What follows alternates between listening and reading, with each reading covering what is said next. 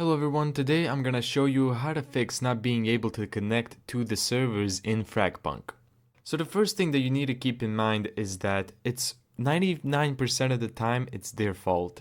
It's something wrong with their servers, it's on their end. You wouldn't be able to do anything about not being able to connect to their servers. So to check if that really is the case, what you need to do is go over to their official website where they will inform you if the servers are currently down. Alternatively, you can always head over to their Discord where you'll be able to chat to the community and check if the servers are down for everyone else.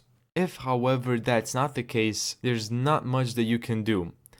However, there are some options. So first go to these properties right here, installed files, and you're gonna click verify integrity of the game files.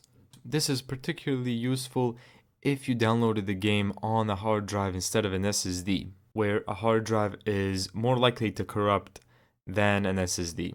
If that doesn't work, you can try reconnecting your router, switching to an Ethernet cable. You can always try to close Steam.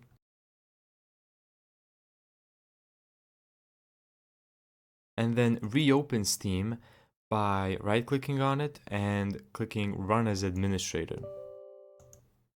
And that's how to fix not being able to connect to the servers in FragPunk.